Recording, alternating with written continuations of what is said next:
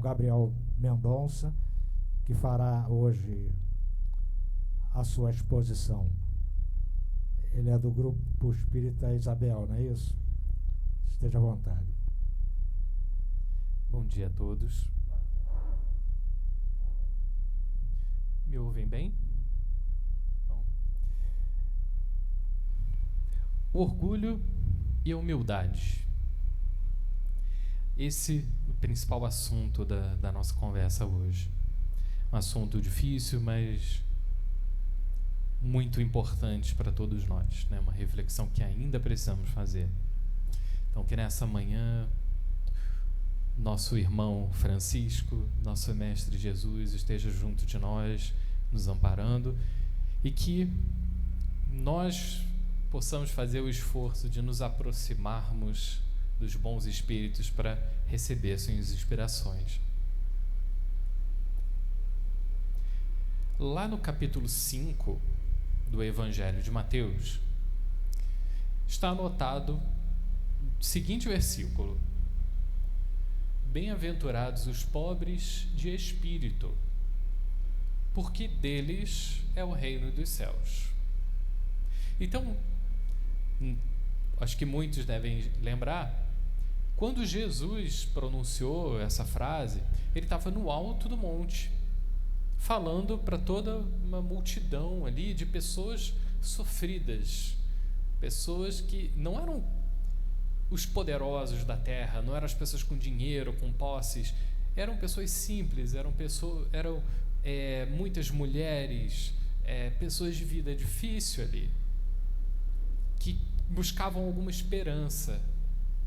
E nesse momento ouviram Jesus prometer que seriam felizes, bem-aventurados, aqueles irmãos pobres de espírito. Esses pobres de espírito herdariam o reino dos céus. O reino dos céus seria deles, né? Esses pobres de espírito de que Jesus fala são as pessoas humildes. É isso que quer dizer. Quando a gente lê pobre de espírito no Evangelho, é uma pessoa humilde, simples,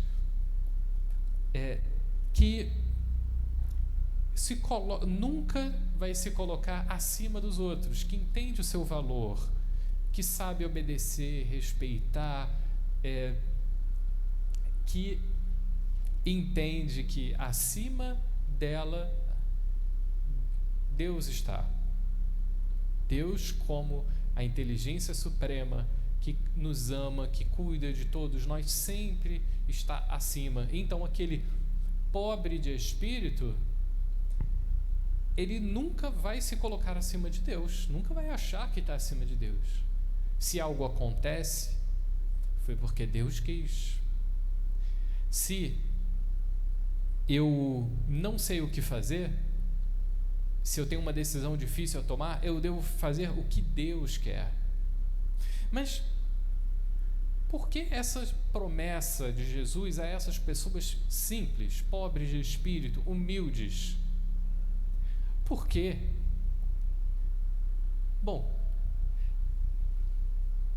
de quem que é o reino da terra? Jesus prometeu o reino dos céus a essas pessoas, mas o reino aqui da terra pertence a quem? Vamos parar para pensar.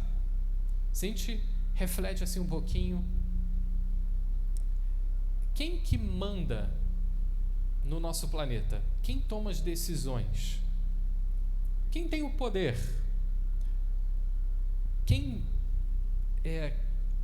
tem o dinheiro, né? A quem pertence esse reino da terra? Não é as pessoas humildes, não são as pessoas simples, humildes, pobres de espírito que dominam a terra, que mandam na terra, não é? Eu acho que todo mundo concorda com isso, né? As pessoas, qual é a realidade do nosso mundo? Quem é simples, quem se coloca por último, nunca vai tomar uma decisão, não é? essa pessoa ela vai ser muitas vezes maltratada. Não é isso que a gente vê? E quantas mulheres, crianças, pessoas idosas, pessoas em situação de vulnerabilidade, de alguma forma, ou que não têm aquele poder, se colocam por último, né, e acabam sendo oprimidas pela sociedade de alguma forma, né, e não têm voz, não podem tomar uma decisão. Então, esses não têm o reino da terra de alguma forma. Se a gente pensa no nosso mundo como um todo, quais são os países que tomam as decisões, que fazem, que decidem se uma guerra deve acontecer ou não, que tomam decisões econômicas de importações, exportações? São os países ricos. Vão ser os Estados Unidos, vai ser a China, vão ser os países da Europa. Esses vão tomar as decisões, eles possuem o reino da terra. Mas os países dos pobres de espírito, como o Brasil, muitas vezes vão estar por último, né? Não vão ter esse poder de decidir, de participar. Por isso, Jesus faz a promessa. Essas pessoas oprimidas na terra vão herdar o céu.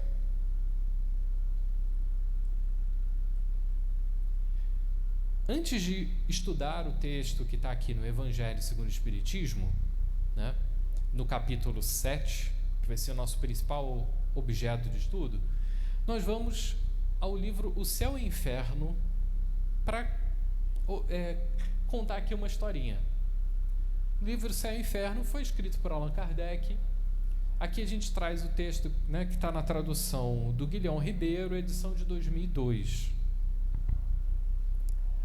Nesse livro, na segunda parte, Kardec traz relatos de espíritos que desencarnaram e vão contar como foi sua vida na Terra e como é a vida deles no plano espiritual.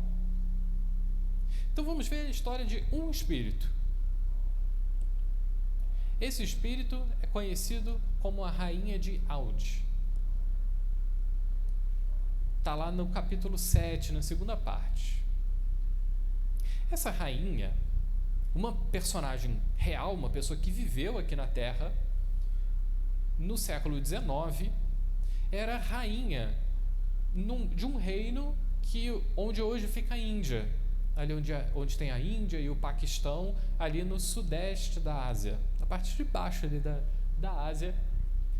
Ela se chamava Malika Kishvar. Era muito rica, muito bela, tinha muitas posses, muitas joias, muitos servos, tinha muito poder aqui na Terra. E ela era uma seguidora do islamismo, então ela era muçulmana e seguia rigorosamente o que eles chamam da purdah. O que é isso? São aquelas regras, aqueles rituais que especialmente as mulheres devem seguir de acordo com a religião.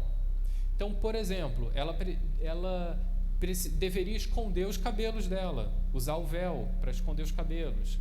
Ela só poderia falar com os homens da família. Então, ela não poderia ter contato com um homem que não fosse da família dela. Ela só podia falar com o marido e com o pai. Então, ela não poderia sair sozinha de casa. Todas aquelas regras que ela entendia que eram boas para ela, que eram os rituais da religião. Então, ela levava isso muito a sério, tão a sério, que nenhum homem podia vê-la. Nenhum homem que não fosse da sua família podia ver a rainha. E isso era levado ao extremo, porque quando ela viajou para a Europa, em 1856, para defender os interesses do reino dela, ali junto à rainha da Inglaterra, quando ela fez a viagem, os servos dela precisavam esconder, usar lençóis, panos, para que ninguém visse, para que ela passasse na cidade sem que ninguém pudesse ver a imagem dela. Então, todos os ambientes tinham que ser assim, ninguém podia estar junto, nenhum homem podia ver, porque ela era muito rigorosa. E, inclusive, existem charges dessa época contando esse relato, né, como chamou atenção na Europa esse evento. E, olhando isso, poxa, uma mulher tão rigorosa com a sua religião, com aquilo que ela entendia que era bom, qual seria a condição dela na espiritualidade? Depois de desencarnar, o que aconteceu com essa rainha tão bela, tão poderosa, com tantas posses, mas que seguia ali aquele rigor da religião? Depois de viajar para a Europa, ela acabou nunca retornando para a Índia. Ela desencarnou lá na Europa e foi sepultada na França. Mas vamos ver o que ela conta, o próprio espírito, numa reunião mediúnica. Quais as vossas sensações ao deixardes o mundo terrestre? Então, você desencarnou, o que você sentiu? Ela responde: ainda estou perturbada. Torna-se-me possível explicá-las. Sois feliz? Tenho saudades da vida. Não sei, experimento acerba dor, da qual a vida me libertaria. Quisera que o corpo se levantasse do túmulo. Lendo isso aqui, depois de desencarnar, ela estava mais ou menos feliz? O que ela sentia, né? Ela não era feliz, ela estava sofrendo, ela sentia falta, ela queria poder tirar o corpo do túmulo para voltar a viver. Essa era a sensação. Poxa, por quê, né? Lamentais o ter sido sepultada entre cristãos que não no vosso país. Então ela acabou sendo enterrada, o corpo foi enterrado na França. E ela fala: sim, a terra indiana menos me pesaria sobre o corpo. Que pensais das honras fúnebres tributadas aos vossos despojos? Então ali ao velório, né? Não foram grande coisa, pois eu era rainha e nem todos se curvaram diante de mim. Deixai-me, forçam-me a falar quando não quero que saibas o que eu sou. Asseguro-vos, eu era rainha. Então o que importava para esse espírito? Ser rainha, o título, ser reconhecida. Por isso foi um sofrimento, o próprio velório, ela não receber tantas honras. Vós, que vivestes nos esplendores do luxo, cercada de honras, que pensais hoje de tudo isso? Que tenho direito. Eu tinha direito, eu era rainha e merecia essas honras. A vossa hierarquia terrestre concorreu para que tivesses outra mais elevada nesse mundo em que agora estais? Olha essa pergunta aqui, que interessante. Você foi rainha aqui na Terra. Você acha que esse título de rainha fez alguma diferença depois que você morreu? Depois que você desencarnou? O que ela diz: continua a ser rainha, que se enviem escravas para me servirem, mas, não sei, parece-me que pouco se preocupam com a minha pessoa aqui, e contudo eu sou a mesma. Aí a gente começa a entender por que ela sofre. Porque ela foi rainha, ela tinha todo aquele poder, todos aqueles servos, escravos. Ela desencarna, e onde é que eles estão? Quem via ela como rainha? Ninguém, só ela. Ela se via como rainha ainda, mas os outros não. Depois que a gente desencarna, isso não faz diferença nenhuma. Se eu era rico, se eu era pobre, se eu era rei, que diferença isso faz?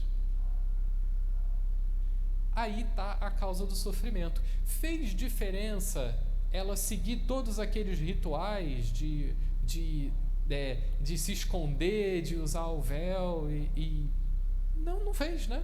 Qual a preocupação dela na vida? Era ser cultuada, admirada, e por mais que ela se escondesse, né? A gente pensa, isso é irônico até, né? Ela se escondia para que os outros não a vissem, porque supostamente por uma questão religiosa, mas ela chamava muito mais atenção assim, não é? E ela gostava disso, não é? Tendes reminiscências de encarnações anteriores a essa que tiveste na Terra? Deveria ter sido sempre rainha. Será que é verdade? Será que ela sempre foi rainha em todas as vidas? Dificilmente, né? A gente sabe que não é assim. Então, olha só. Esse foi um espírito que tinha o reino da terra. Não é a este espírito que Deus promete o reino dos céus. Ele promete o reino dos céus aos pobres de espírito. Se a gente parar para pensar, o ser pobre de espírito não precisa vir junto da pobreza material, não é? Porque eu posso ser rico, ser um rei e ser humilde. E pensar em Deus, e confiar em Deus, e seguir a vontade dele. E não tratar meus empregados com respeito, pagar o salário deles. E eu posso ser uma pessoa humilde tendo posses, não é? Mas, se eu tenho títulos, eu tenho posses, eu tenho a inteligência, eu tenho a beleza, o que for, e eu me apego a isso, e eu uso essa minha situação temporária para me achar melhor do que alguém, o que me espera no plano espiritual?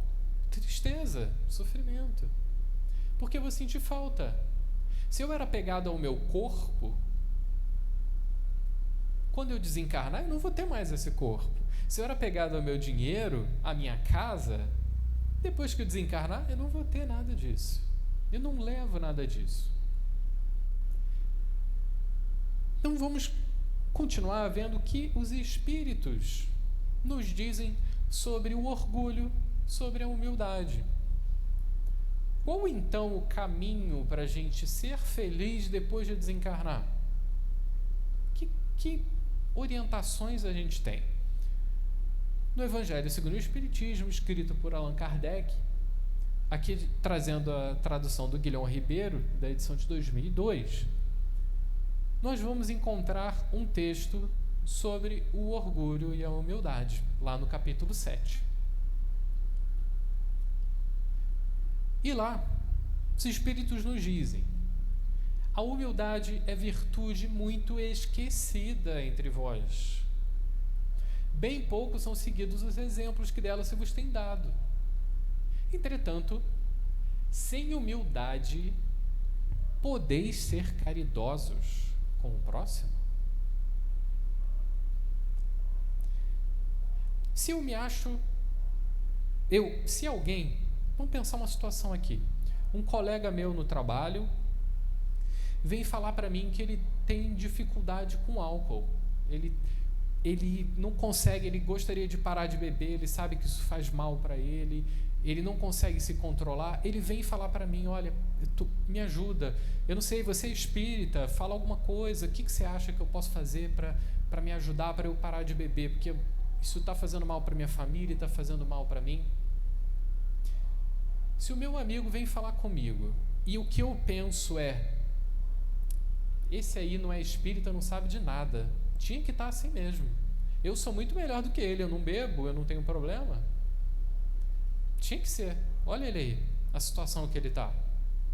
Agora, eu sou espírita, eu tenho essa sorte de ser espírita, eu vou ajudar ele, porque eu tô melhor, então eu vou ajudar, ele precisa de mim. Que tipo de sentimento está por trás dessa minha suposta fala? de que eu sou espírita, eu sou superior, eu sou melhor e eu vou fazer o favor de te ajudar. Isso é orgulho. O nome disso é orgulho. Como eu vou ser caridoso? Eu vou ouvir o problema do meu irmão, entender a dificuldade dele, se eu estou apontando o dedo e falando você aí é fraco, você é fraco, eu não sou que nem você não, eu sou muito melhor, eu sou orgulhoso, e o orgulho vai me impedir. A gente sabe disso, a gente vive isso, a gente sabe como é mais difícil. Vamos pensar outra situação. Quando a gente está educando uma criança e a gente vê a criança fazer alguma coisa errada, se a gente pensa, a gente não condena a criança por estar fazendo a coisa errada. A gente entende, poxa, não, ele não sabe que não pode botar o dedo na tomada, ou ele não sabe que se ele correr ali ele pode escorregar, então eu tenho que avisar. Então a gente tem essa compreensão com a criança, não é? Porque a criança erra, porque a criança ainda está em outro estágio, não é?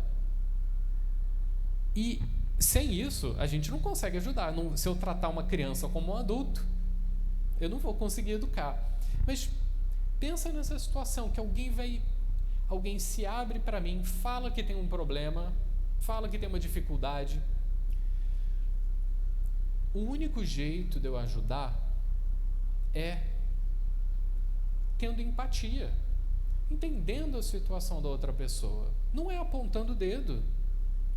Adianta eu falar, você está errado, você vai para o inferno, Deus vai te castigar, você vai sofrer muito, porque... Não é isso, né? Ou então, como espírita, a gente vai encontrar... não, você vai ser você está bebendo, você vai ser considerado um suicida, você vai para o umbral e você vai sofrer e você tem que parar com isso. Não é assim que a gente ajuda.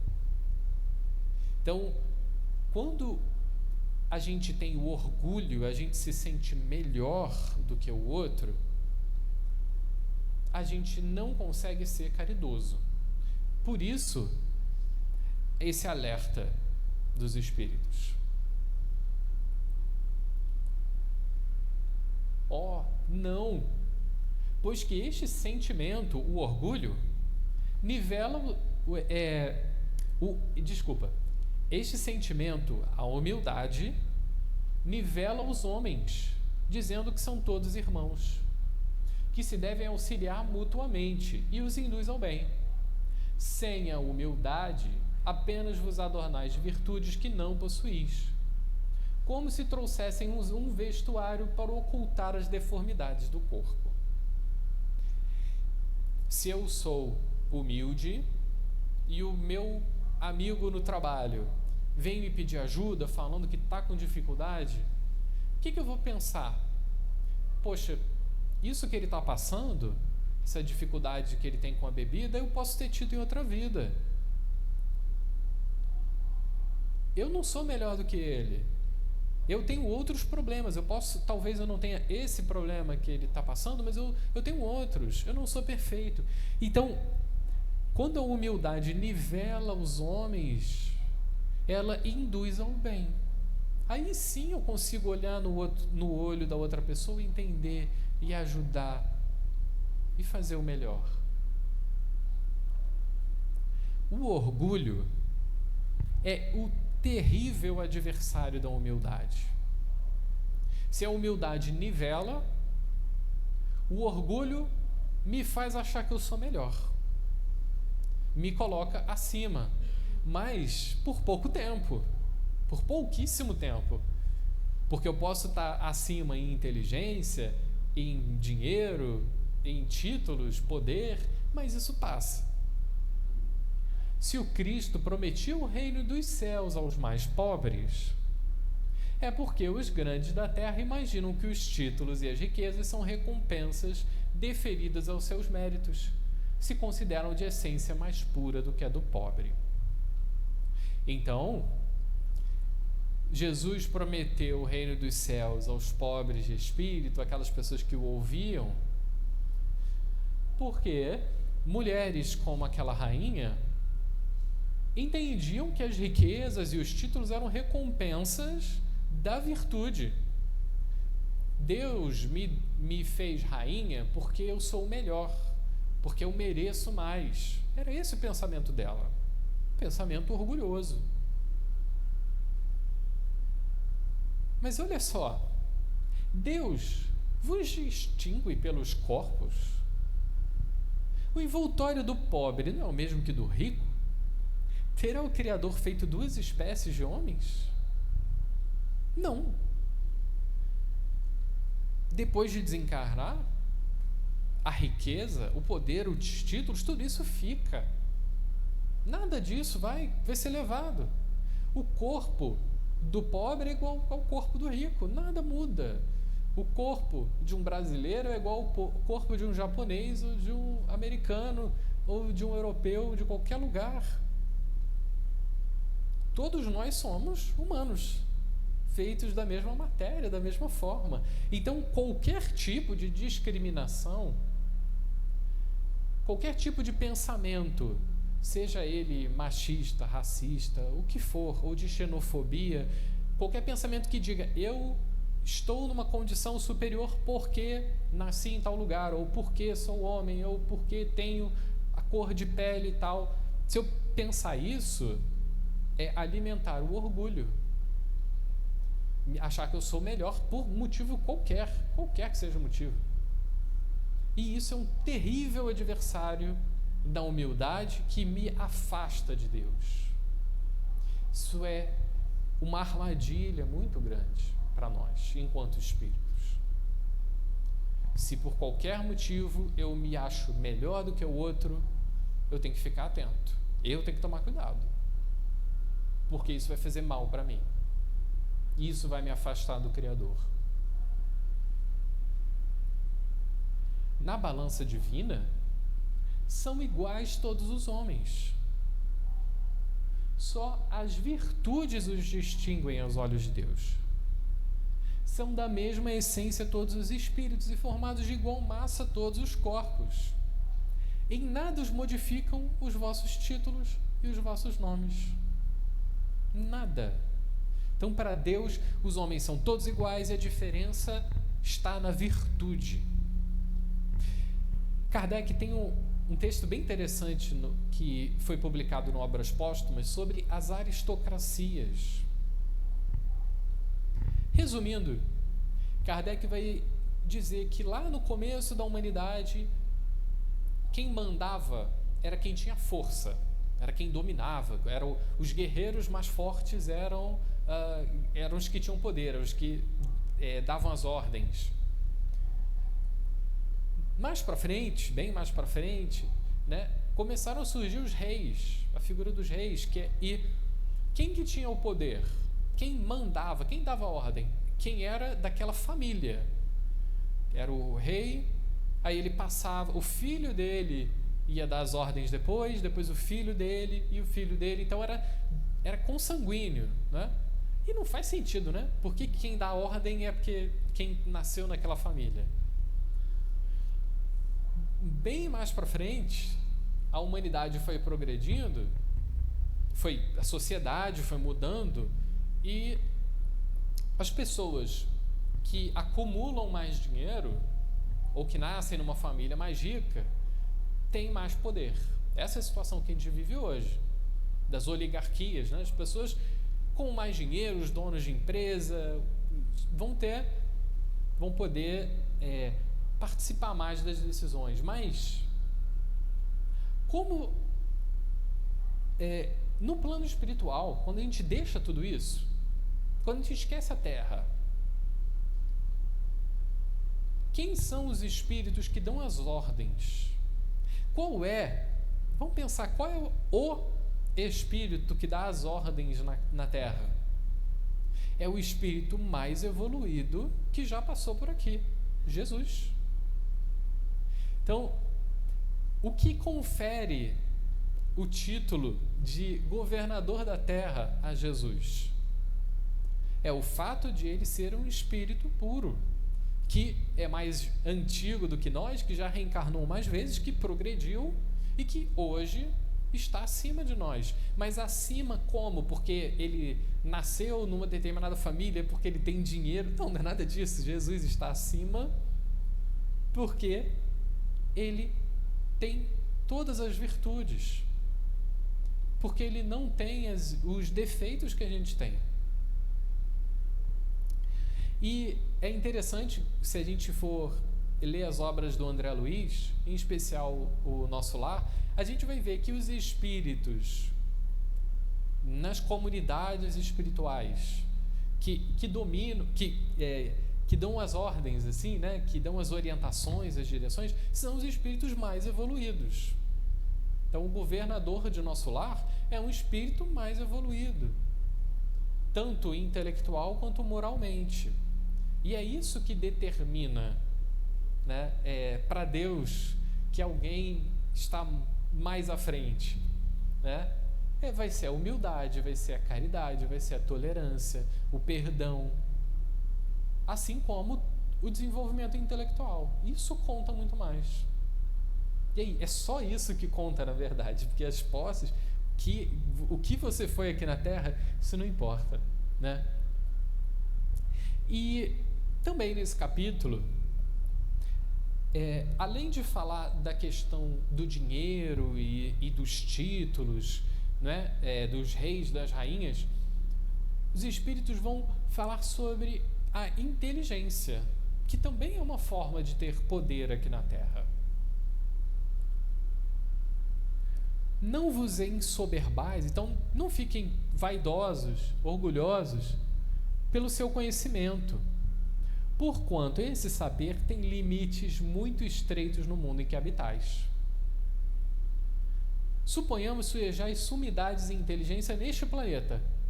Nenhum direito tendes de envaidecer-vos. Então eu posso saber tudo sobre física nuclear aqui na Terra, eu posso saber tudo sobre biologia marinha, eu posso saber tudo sobre línguas, posso saber tudo sobre matemática. Eu não sou nada, eu não sei nada se eu me comparar com Jesus, se eu me comparar com espíritos mais antigos do que eu, que progrediram mais. Então, o fato de eu ser um professor naquela escola dando aula para as crianças não me coloca acima delas.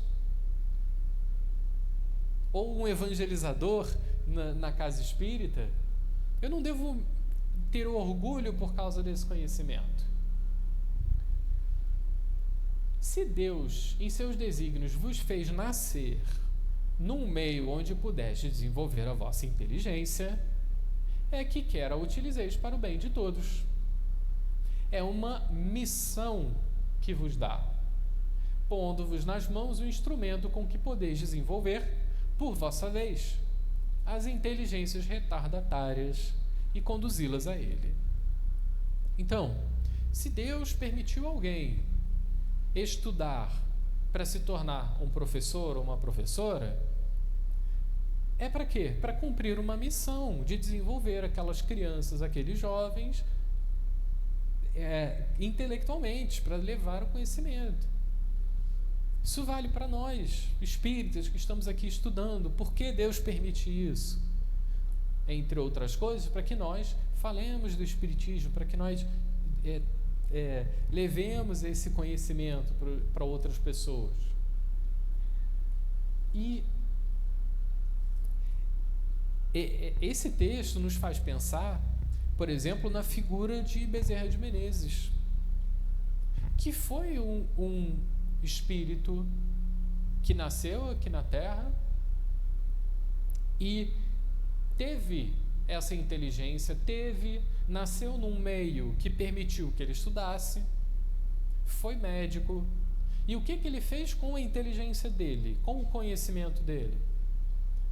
Seja como médico, seja como deputado, seja como trabalhador espírita, ele multiplicou esse conhecimento, ele usou a inteligência dele para o bem, para cuidar dos doentes, para decidir sobre as leis da nossa cidade do Rio de Janeiro, do nosso estado, enquanto político, para fazer inúmeras palestras, para trabalhar no centro espírita. Então ele usou a inteligência dele para o bem. É isso que Deus espera. Não espera. Por outro lado, nós vamos ver muitas pessoas inteligentes que usam essa inteligência para negar a Deus. Acham que sabem de tudo. Não, eu sei como o universo foi formado, eu sei como a Terra foi formada, e eu sei as espécies, eu sei como é que a vida surgiu. Então, sei esse monte de coisa aí de ciência e, não, eu sei mais. Não existe Deus. Para que Deus tem que existir? Eu tenho explicação para tudo. É uma armadilha também. Eu achar que essa pouca inteligência que eu sei, que eu tenho, é muito pouco. Perto de tudo que eu tenho para aprender ainda nas minhas muitas encarnações. Eu tenho muito para aprender. Que dirias se esse ajudante, em vez de trabalhar, erguesse a enxada para ferir o seu patrão?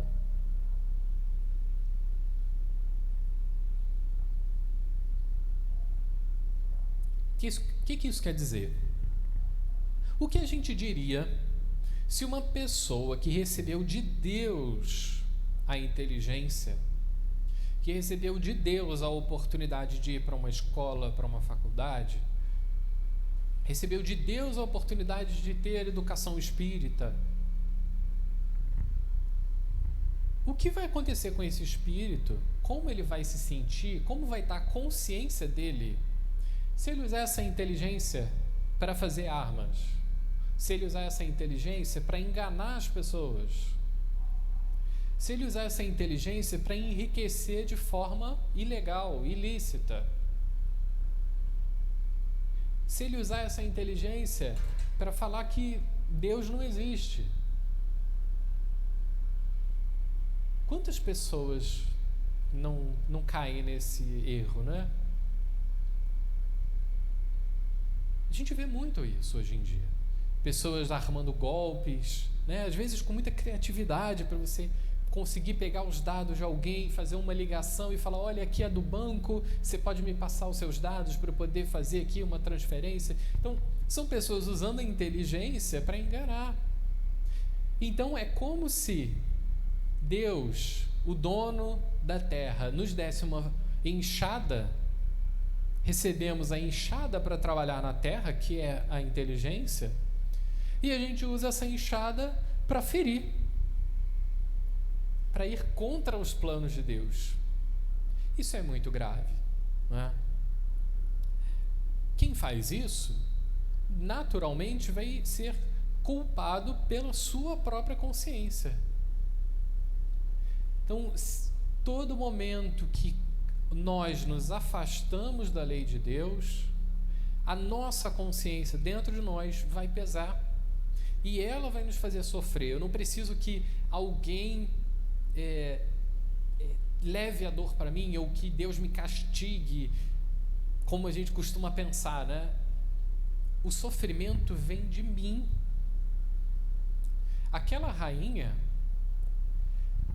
sofria porque na consciência dela estava lá o peso de que eu usei mal o meu tempo, eu não respeitei os meus servos, de que eu era rainha, mas isso não me fazia melhor do que ninguém. A inteligência é rica de méritos para o futuro, mas com a condição de ser bem empregada. Então, Bezerra de Menezes, que empregou muito bem a sua inteligência e o poder que teve na Terra, como um espírito muito humilde, hoje é feliz. Não precisa ter a consciência pesada. Se todos os homens que possuem inteligência dela se servissem de conformidade com a vontade de Deus, fácil seria para os espíritos a tarefa de fazer que a humanidade avance. Olha, então muitos dos problemas, por que a gente pensa, mas a rua está esburacada, toda hora que tem enchente, fica tudo alagado e está cheio de problema porque a escola, não tem professor na escola, está faltando. A gente consegue enxergar um monte de problema no país, né? Mas, olha só, a tarefa de fazer com que a humanidade avance vai ficar bem mais fácil se as pessoas com inteligência, com poder, usarem bem, forem humildes e usarem isso a favor, né, dos planos divinos. E, infelizmente, muitos a tornam instrumento de orgulho e de perdição. Então, muitos vão usar para enganar, para enriquecer. O homem abusa da inteligência como de todas as suas outras faculdades. E, no entanto, não lhe faltam ensinamentos que o advirtam de que uma poderosa mão pode retirar o que lhe concedeu. A gente esquece disso. Tudo que a gente tem pertence a Deus e Ele pode retirar. E aqui, já caminhando para o fim, nós trazemos um outro caso do livro Céu e Inferno, que é diferente daquele da rainha. É também na segunda parte, no capítulo 8, de Shimel Slizko. Ele era um pobre israelita que vivia na região ali onde hoje é Lituânia. Viveu assim durante 30 anos mendigando, pedindo esmola assim na rua, mas era conhecido de todo mundo na cidade. E todo mundo ouvia ele falar lá na rua, né, ele repetia assim sempre: lembrai-vos dos pobres, das viúvas e dos órfãos. Então ele ficava na cidade dizendo isso: lembrai-vos dos pobres, das viúvas, dos órfãos. Para que ele usava esse dinheiro que ele pedia? Ele aliviava e curava os enfermos, ele pagava o ensino de crianças pobres, distribuía comida aos necessitados. E ele era muito pobre. Então ele era um pobre que pedia essa esmola para ajudar outros pobres e usava o tempo dele, o trabalho dele para ajudar. E ele não deixava de trabalhar, então ele ficava com pouquíssimo do dinheiro dele para ele, para as necessidades, tinha uma vida miserável e ajudava ainda. Ele ficou sozinho no mundo, não teve família, mas no seu enterro teve uma grande procissão ali, uma grande parte da população foi acompanhar. E olha só, era um pobre que não tinha nada, que dava o pouco que tinha para os outros, que pedia esmola não para ele, mas para ajudar os outros. Ele teve muito mais honras quando desencarnou do que aquela rainha. Aquela rainha não tinha ninguém no velório dela, quase ninguém, não teve nenhuma honra. Ele teve. Então esse espírito, depois de desencarnar, faz muitos séculos, vivia eu com o título de rei. Dentro da esfera do meu poder relativamente limitado, em confronto com os atuais estados, eu era, no entanto, absoluto senhor dos meus vassalos. Governava-os tiranicamente, como algoz. Então, esse é o Shimel,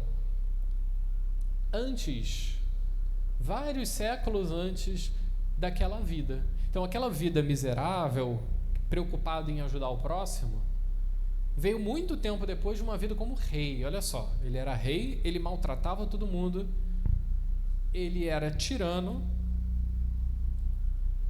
E como espírito, depois de nascer como rei, ele ficou 3 séculos e meio na erraticidade, então esperando ali, né, no plano espiritual para poder nascer de novo.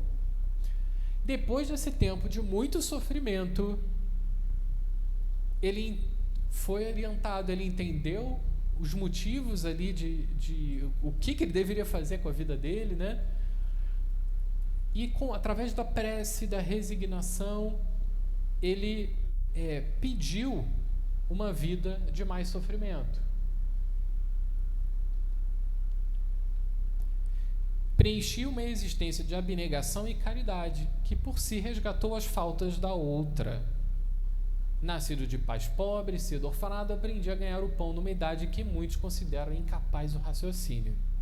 Então, depois de fazer o mal, ou de usar mal o poder, a inteligência, tudo que ele tinha, o dinheiro, ele sofreu muito, foi difícil para ele. Mas séculos depois, ele pediu por essa encarnação, finalmente, olha, eu aceito ficar órfão cedo e ter que trabalhar muito cedo, ainda criança, porque eu sei que isso vai ser bom para mim, eu sei que isso vai me ensinar a ser humilde, a ser pobre de espírito. Porque, como rei, eu era muito orgulhoso.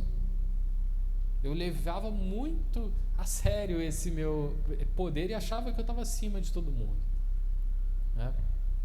E fica a lição, né, de dois espíritos que tiveram poder, e os dois falharam, né?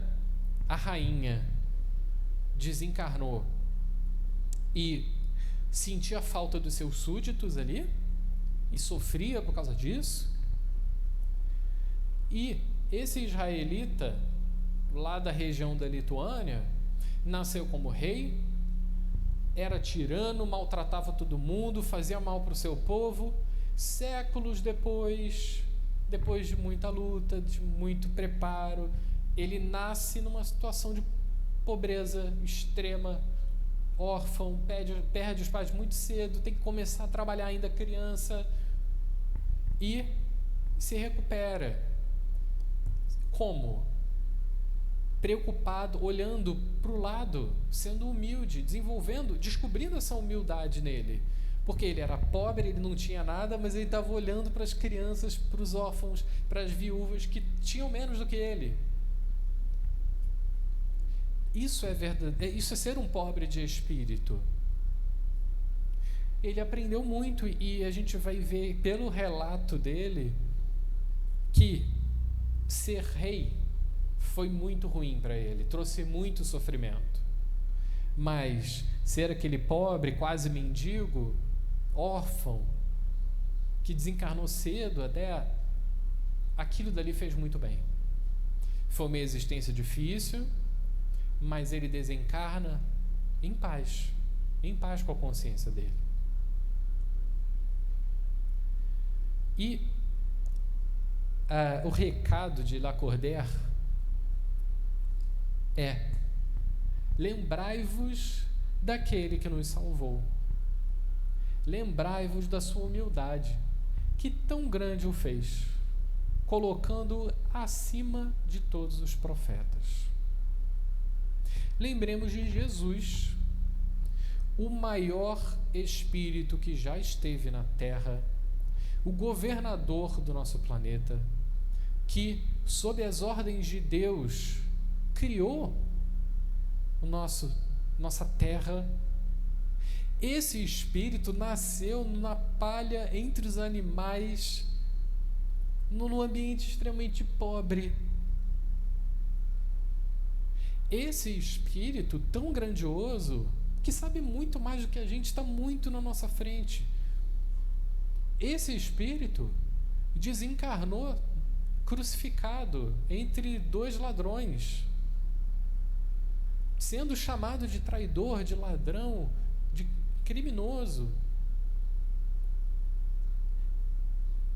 Jesus deu a maior demonstração de humildade que a gente poderia querer. E essa humildade era importante para que ele pudesse fazer o bem. Eu preciso ser humilde para perdoar, como Jesus fez. Eu preciso ser humilde para não jogar pedra na mulher adúltera, como Jesus fez. Não jogar pedras nas pessoas que eu vejo fazendo alguma coisa errada. Preciso ser humilde para ser tolerante com aquele que pensa diferente. Enfim, eu preciso ser humilde se eu quero ser feliz, se eu quero estar em paz com Deus e com a minha consciência.